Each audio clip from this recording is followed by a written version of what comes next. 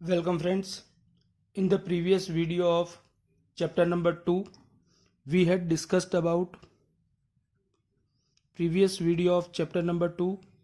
discussed about method of parallax. हमको पता है कि हमारे पास दो फंडामेंटल मेथड्स है, direct method and indirect method. Direct method का मतलब ये होता है कि एक ऐसा मेथड जिसके अंदर हम प्रॉपर इंस्ट्रूमेंट का यूज करके सारी फिजिकल क्वांटिटीज को मेजर करते हैं। That particular type of method is said to be direct method. जैसे स्केल की हेल्प लेकर आपने लेंथ मेजर की, या आपने कोई डिजिटल वेइंग स्केल की हेल्प लेकर मास को मेजर किया, तो ultimately this all kind of methods are said to be direct method. लेकिन डायरेक्ट मेथड से आप एक पर्टिकुलर रेंज के क्वांटिटीज को ही मेजर कर सकते हो जिसको हम सेंस कर सकते हैं। अगर मुझे डायरेक्ट मेथड की हेल्प लेकर सन से अर्थ का डिस्टेंस मेजर करना है तो वो पॉसिबल नहीं है। In short, very long and very short distances को या बहुत बड़े मास को, जैसे अर्थ का मास है, जुपिटर का मास है, सन का मास है, ऐसे बड़े मासेस को, या तो फिर कोई न्यूक्लियस का मास है, ये सब बड़ी या छोटी क्वांटिटीज को हम डायरेक्ट मेथड से मेजर नहीं कर सकते। इसलिए हमने इनडायरेक्ट मेथड्स डिस्कवर किए हैं, जिसमें हमने प्रीवियस वीडियो में मेथड ऑफ पैरेलैक्स सीखा।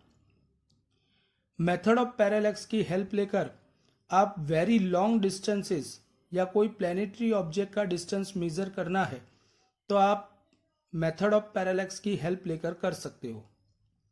इसी तरीके से अगर शॉर्ट डिस्टेंसेस को मेजर करना है, वेरी स्मॉल डिस्टेंसेस को मेजर करना है, जैसे कि एटम का रेडियस मेजर करना है, तो भी हमारे पास अलग अलग टाइप के इनडायरेक्ट मेथड्स है।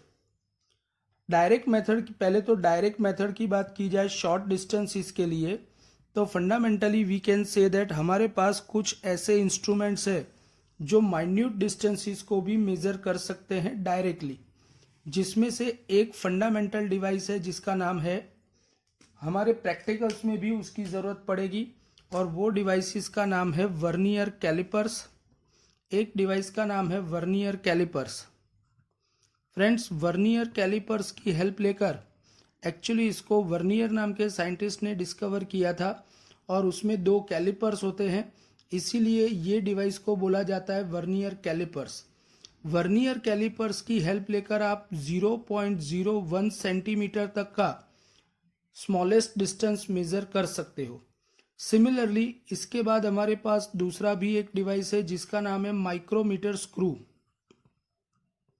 Micrometer screw. Friends, micrometer screw क्या है? माइक्रोमीटर स्क्रू भी एक डिवाइस है जिसका दूसरा नाम स्क्रू गेज है, और स्क्रू गेज की हेल्प लेकर आप मिनिमम 0.001 सेंटीमीटर तक का डिस्टेंस मेजर कर सकते हो।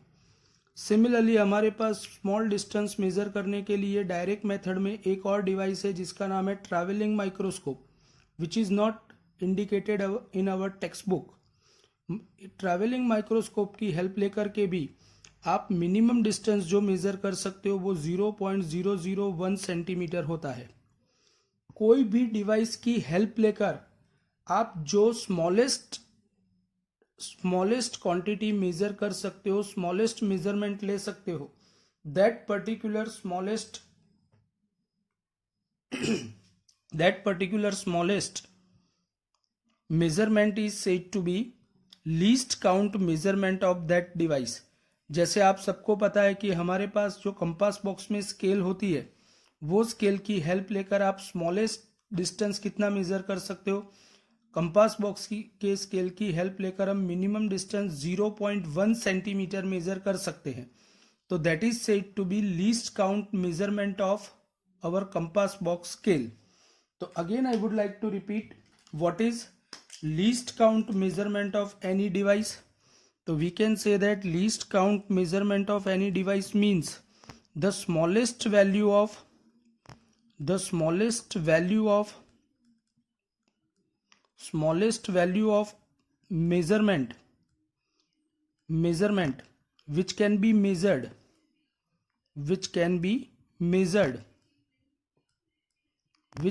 measured by any device or any apparatus accurately is called as least count measurement of that particular device. अलग अलग डिवाइस की लीस्ट काउंट मेजरमेंट अलग अलग होती है, और जो डिवाइस जितना स्मॉल एलसीएम होता है, लीस्ट काउंट मेजरमेंट जिसका जितना छोटा होता है, उतना ही वो डिवाइस ज़्यादा एक्यूरेट होता है. But these all methods are said to be method to measure any particular physical quantity in this is direct method. अब फ्रेंड्स यहाँ पर मैं वेरी स्मॉल डिस्टेंस, लाइक हमको पता है कि एटम का रेडियस बहुत छोटा है, एटम या न्यूक्लियस का रेडियस या डायामीटर बहुत ही छोटा होता है. हमको यहाँ पर एटम या न्यूक्लियस का डायामीटर अगर मेज़र करना है तो हमारे पास एक बहुत ही इम्पोर्टेंट मेथड है, और ये इम्पोर्टेंट मेथड का नाम है that is said to be oleic acid method. और हम यहाँ पर ऑलिक एसिड मेथड डिस्कस करने जा रहे हैं. Oleic acid method to find radius और डायामीटर ऑफ द मोलिक्यूल. हमको यहाँ पर ऑलिक एसिड के मोलिक्यूल या ऑलिक एसिड के एटम का रेडियस या तो डायामीटर मेज़र करना है. ऑलिक एसिड का रेडियस या डायामीटर मेज़र करने के लिए उसके एटम का रेडियस या डायामीटर मेज़र कैसे किया जा सकता है? Just concentrate over here. This particular method is said to be indirect method to describe और to find out diameter of oleic acid. देखो यहाँ पर हम एक काम करते हैं, हम यहाँ पर एक मेजरिंग सिलेंडर ले लेते हैं. कंसीडर करो कि ये एक मेजरिंग सिलेंडर है. ये एक मेजरिंग सिलेंडर में 20 सेंटीमीटर क्यूब मतलब 20 ml तक का यहाँ पर मार्किंग किया हुआ है. 1 2 3 4 5 ऐसे करते करते 20 सेंटीमीटर क्यूब तक का मार्किंग किया हुआ है, और ऐसे डिवाइस को हमने नाम दिया है, इसको बोला जाता है मेजरिंग सिलेंडर. फ्रेंड्स, ऐसे मेजरिंग सिलेंडर के अंदर सबसे पहले तो ऐसे मेजरिंग सिलेंडर के अंदर हम 1 ml तक 1 सेंटीमीटर क्यूब तक हम यहाँ पर सबसे पहले तो ऑलिक एसिड भर देते हैं. 1 सेंटीमीटर क्यूब तक ऑलिक एसिड भरने के बाद इसके अंदर बाकी का 19 ml हमको अल्कोहल लेना है. बाकी का 19 ml अल्कोहल लेना है. अगर मैं यहाँ पर 19 ml अल्कोहल ले लेता हूँ और इसको पूरे तरीके से स्टेयर करके अच्छे से स्टेयर कर देता हूँ, तो यहाँ पर अल्कोहल और ऑलिक एसिड का मिक्सचर प्रिपेयर होगा, सॉल्यूशन प्रिपेयर होगा. अल्कोहल और ऑलिक एसिड का यहाँ पर एक मिक्सचर प्रिपेयर होगा, या ऐसा भी बोल सकते हो कि सॉल्यूशन प्रिपेयर होगा. ऑब्वियस है कि ये सॉल्यूशन के अंदर 1:20 प्रोपोर्शनलिटी में ऑलिक एसिड होगा. यहाँ पर 1:20 प्रोपोर्शनलिटी में ऑलिक एसिड होगा. अब ये जो 1:20 प्रोपोर्शनलिटी में ऑलिक एसिड है, इसमें से फिर से एक बार 1 ml जितना या 1 सेंटीमीटर क्यूब जितना ऑलिक एसिड और अल्कोहल का मिक्सचर लेता हूँ. ऑलिक एसिड और अल्कोहल का मिक्सचर लेता हूँ 1 सेंटीमीटर क्यूब जितना, फिर से इसमें से. अब इसके अंदर फिर से एक बार 19 ml जितना अल्कोहल भर देता हूँ, और इसको भी स्टेयर करता हूँ. मतलब जो नया सॉल्यूशन प्रिपेयर होगा, ये नए सॉल्यूशन के अंदर 1:20 प्रोपोर्शनलिटी में, मतलब 1/20 × 20 प्रोपोर्शनलिटी में इसके अंदर ऑलिक एसिड एंड अल्कोहल का मिक्सचर होगा. यहाँ पर ऑलिक एसिड का कॉन्सेंट्रेशन बहुत कम होगा और कंपैरिजन में अल्कोहल का कॉन्सेंट्रेशन बहुत ही ज़्यादा होगा। इन शॉर्ट, ये जो सॉल्यूशन प्रिपेयर हुआ है, ये सॉल्यूशन के अंदर 1/20 प्रोपोर्शनलिटी के अंदर ऑलिक एसिड होगा। अब मैं यहाँ पर ये जो पर्टिकुलर सॉल्यूशन लिया है, ये सॉल्यूशन प्रिपेयर करने के बाद मैं एक वेसल लेता हूँ। कंसीडर करो कि मेरे पास एक वेसल है और ये वेसल के अंदर ये एक वेसल है। ये वेसल के अंदर कंसीडर करो कि मैंने अच्छे से पानी भर दिया है। अंदर पानी भरने के बाद इसके ऊपर मैं यहाँ पर लाइकोपोडियम पाउडर का स्प्रिंकल करता हूँ। वन काइंड ऑफ पाउडर होता है और वो पाउडर इसके ऊपर यूनिफॉर्मली स्प्रेड हो जाता है। पानी की सरफेस के ऊपर यूनिफॉर्मली लाइकोपोडियम पाउडर का स्प्रे करने के बाद इसके ऊपर मैं ड्रॉपर से V ml मतलब 20 सेंटीमीटर क्यूब जितना सॉल्यूशन लेता हूँ और ये सॉल्यूशन को इसके ऊपर अच्छे से डाल देता हूँ। जैसे ही मैं पानी की सरफेस के ऊपर ये सॉल्यूशन को डालूंगा, ये सॉल्यूशन यहाँ पर स्प्रेड होकर के एक सर्कल बनाएगा। ये जो सॉल्यूशन है, ये सॉल्यूशन लाइकोपोडियम पाउडर के ऊपर अच्छे से स्प्रेड होकर के एक ऑलमोस्ट सर्कल प्रिपेयर करेगा। अब फ्रेंड्स, यहाँ पर जो सर्कल प्रिपेयर होगा, ये सर्कल भले हमको ऊपर से देखने में सर्कल दिख रहा है, बट एक्चुअल में एटम्स के रेडियस या डायामीटर की वजह से वो एक सिलेंडर होगा। जैसे अगर एटम्स इस तरीके से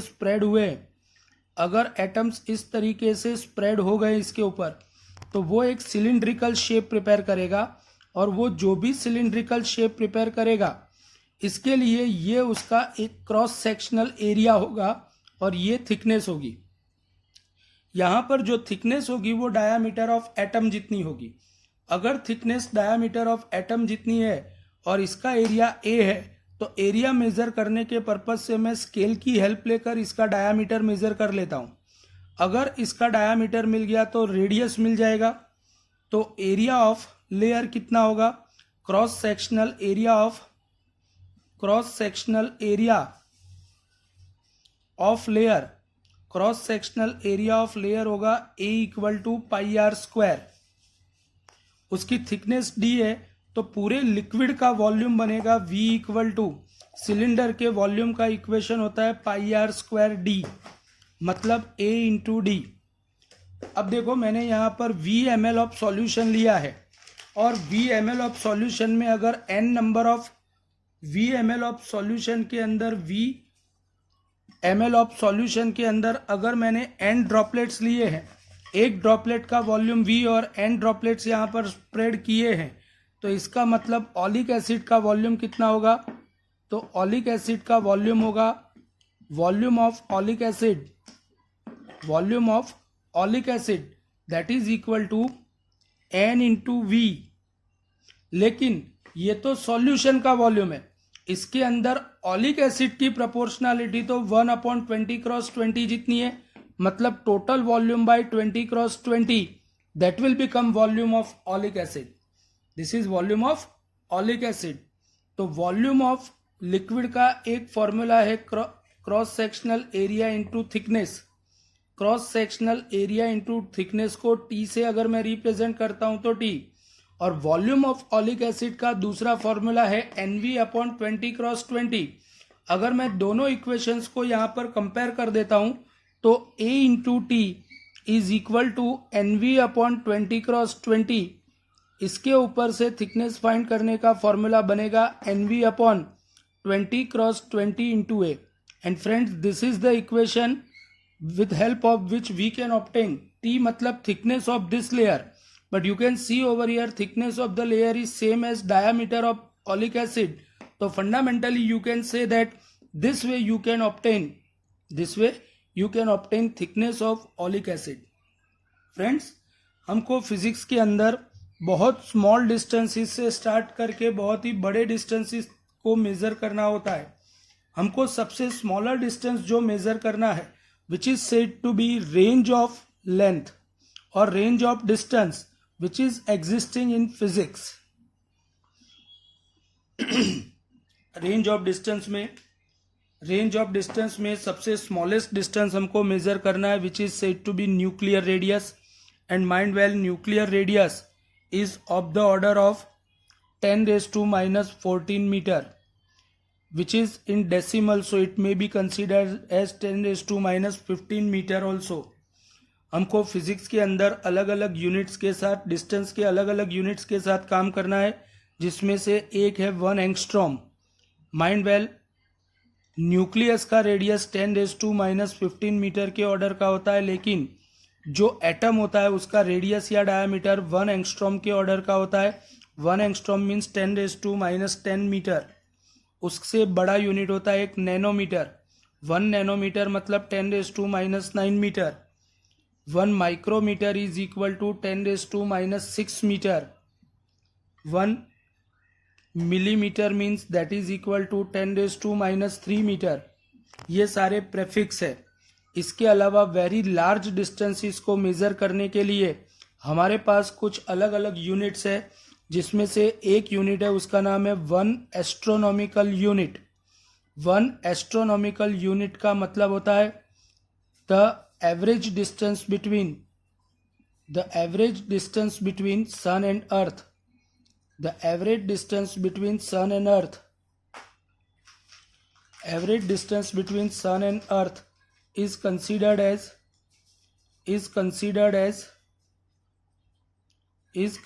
as one astronomical unit।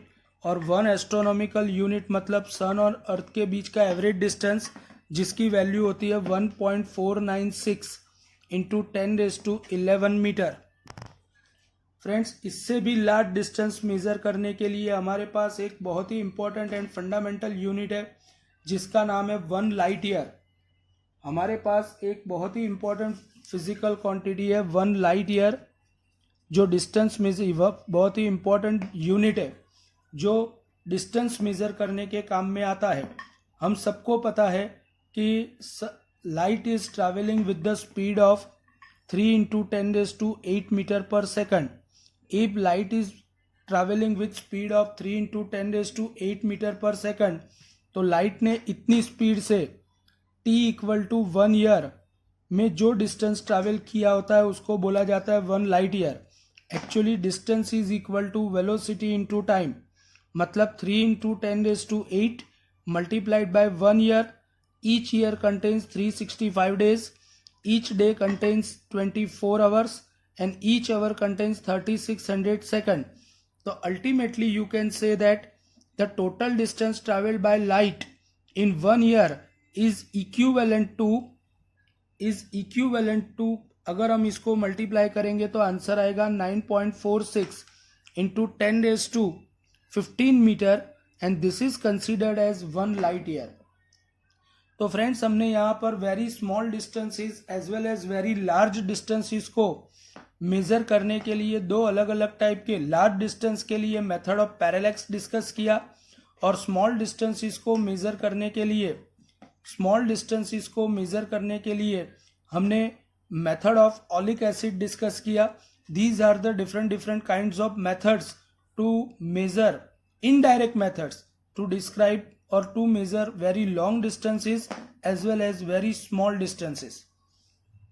Apart from that, same way we can discuss different quantities like mass and time also. Here in this particular video we had discussed about how to measure any physical quantities. Now friends, we are discussing about errors. What is error? Try to understand over here. Whenever any observer takes observation of any physical quantity, then that observation, it is not necessary that that observation should be 100% accurate. There should be some errors in that particular observation. और यहाँ पर हम आज discuss करने वाले हैं errors. बहुत ही important topic है as far as competitive point of view as well as school exam is also concerned, we can say that what is error mean by? So error mean by any kind of inaccuracy in observation is said to be error. Any type of inaccuracy in observation, any kind of inaccuracy in observation is said to be error. Any kind of inaccuracy in observation is said to be error. Friends, अगर consider करो कि हमने यहाँ पर observations लिए हैं, consider करो कि कोई एक्सपेरिमेंट कर रहे हैं और वो एक्सपेरिमेंट करते वक्त n ऑब्जर्वेशंस लिए गए हैं. अगर n ऑब्जर्वेशंस लिए गए हैं, if n observations are taken in any experiment, अगर कोई एक्सपेरिमेंट में n ऑब्जर्वेशंस लिए गए हैं, जैसे कि A1, A2, A3, A4 up to AN, कोई एक्सपेरिमेंट के अंदर A1, A2, A3 up to AN ऐसे n ऑब्जर्वेशंस हमने लिए हैं. अब ये ऑब्जर्वेशन में से राइट ऑब्जर्वेशन किसको कंसीडर किया जाता है? तो माइंड वेल, ये सब वैल्यूज जो ऑब्जर्वेशंस की है उसमें से उसका आप एवरेज लो तो उसका जो एवरेज वैल्यू आता है that is said to be real observation और रियल वैल्यू ऑफ ऑब्जर्वेशन. तो यहाँ पर मैं एवरेज ऑब्जर्वेशन निकालने जा रहा हूँ. आप सबको पता है कि कोई भी एवरेज निकालना है तो एवरेज ऑब्जर्वेशन का फॉर्मूला क्या होगा? फ्रेंड्स, एवरेज ऑब्जर्वेशन का फॉर्मूला होता है sum of observation divided by number of observation. Sum of observation divided by number of observation. Average observation को अगर मैं ए बार से रिप्रेजेंट करता हूं तो that is said to be sum of observation is equal to A1 plus A2 plus A3 up to AN divided by number of observations are n. अगर इसी बात को अगर मैं मैथमेटिकल लैंग्वेज में लिखता हूं तो here in mathematical language we can say that A bar average observation is equal to sigma AI upon n where I equal to 1 to n, and this is I would like to mention as equation number 1. Friends, मेरी बात समझो. अगर किसी student को एक pendulum का periodic time major करने के लिए बोला गया है, क्लास में कंसीडर करो कि 5 बच्चे हैं और 5 बच्चों ने पीरियोडिक टाइम को मेजर किया. पीरियोडिक टाइम मतलब time taken by pendulum to complete its one oscillation. तो एक स्टूडेंट ने पीरियोडिक टाइम मेजर किया है 2 सेकंड, दूसरे ने मेजर किया है 2.1 सेकंड, तीसरे ने मेजर किया है 2.2 सेकंड, एक स्टूडेंट ने मेजर किया 1.9 second and t equal to एक स्टूडेंट ने 1.9 सेकंड. इन शॉर्ट यहाँ पर आप देख सकते हो कि पांचों स्टूडेंट ने पीरियोडिक टाइम मेजर करने के एक्सपेरिमेंट में अलग अलग ऑब्जर्वेशन लिया है. बट अलग अलग ऑब्जर्वेशन भले लिया है, इसमें से हम रियल वैल्यू कौन सी कंसीडर करते हैं? तो याद रखो कि इन सबका अगर मैं एवरेज लेता हूँ टी बार, एवरेज लेने के लिए सबसे पहले तो मुझे सबका एडिशन करना होगा. तो 2 1 + 2 3 + 9 12 + 9 13, सॉरी 1 + 2 3 + 9 12 + 9 21 2 4 6 8 9 10. तो इट इज इक्वल टू 10.1. अगर मैं इसका एवरेज लेने के लिए इसको 5 से नंबर ऑफ ऑब्जर्वेशन से डिवाइड करता हूँ तो 5 2 ज़ा 10, 5 2 ज़ा 10, 0 5 2 ज़ा 10. तो 2.02 second is considered as its average value. But आप यहाँ पर देख सकते हो कि डेसिमल के बाद एक ही डिवीजन है, तो यहाँ पर यह आंसर को भी मुझे डेसिमल के बाद एक डिवीजन तक राउंड ऑफ करना पड़ेगा. कहने का मतलब इतना ही है कि 2.0 second is said to be real value. 2.0 second is said to be real value of this all observations. Friends, यहाँ पर अगर मेरे पास एक बार एवरेज वैल्यू आ जाती है तो that is said to be real value. आप देख सकते हैं कि हर ऑब्जर्वेशन की वैल्यू रियल वैल्यू जितनी नहीं है, मतलब हर एक ऑब्जर्वेशन एवरेज वैल्यू मतलब रियल वैल्यू से कुछ ना कुछ डिफर कर रहा है।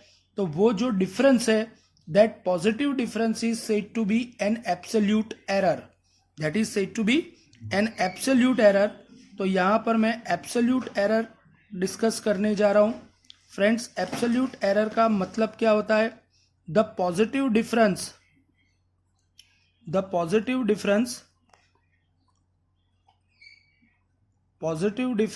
of any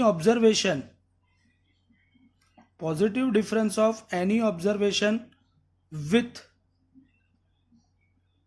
average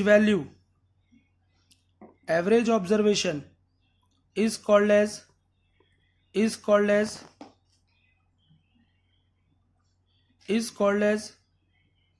absolute error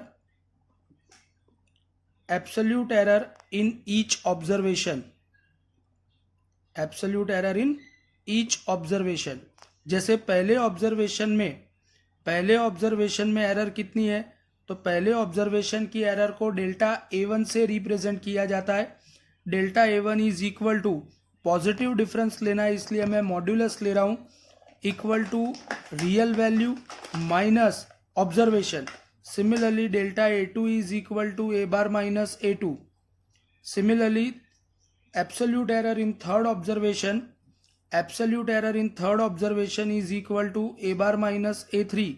Similarly, you can go for absolute error in nth observation.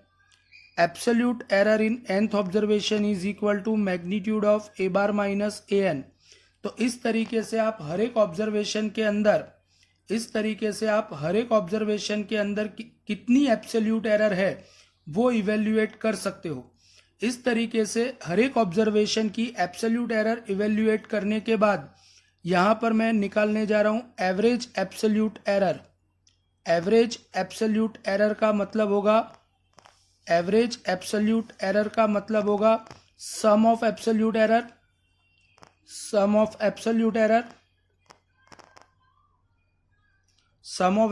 Error divided by number of absolute error.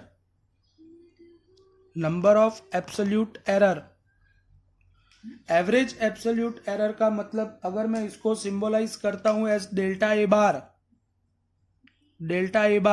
Then delta A bar equal to sum of absolute error means delta A1 plus delta A2 plus delta A3 up to delta AN divided by number of absolute error means n। Delta A bar is equal to, इसको symbol form में represent करना है तो sigma delta AI where I equal to 1 to n upon n, and ये formula यहाँ पर average absolute error represent कर रहा है। This is said to be average absolute error. Average absolute error के बाद हम यहाँ पर दूसरी टाइप की एरर डिफाइन करने जा रहे हैं जिसका नाम है फ्रैक्शनल एरर,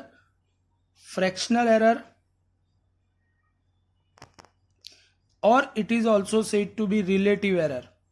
फ्रैक्शनल एरर और it is also said to be relative error. Fractional error या रिलेटिव एरर का मतलब क्या होता है? फ्रैक्शनल एरर या रिलेटिव एरर को डेल्टा ए बार से रिप्रेजेंट किया जाता है, and it is simply you can say that when average absolute error is divided by real observation or average observation, then it is considered as either fractional error or relative error। average absolute error मतलब delta A बार, और delta A बार को जब ए bar से divide किया जाता है तो you will obtain fractional error. Fractional error के बाद मैं यहाँ पर डिस्कस करने जा रहा हूँ percentage error.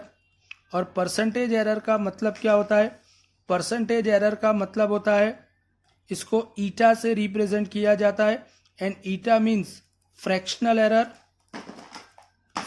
Error multiplied by 100 which is converted into percentage। So fractional error multiplied by 100 is said to be percentage error। तो eta is equal to delta a bar into 100।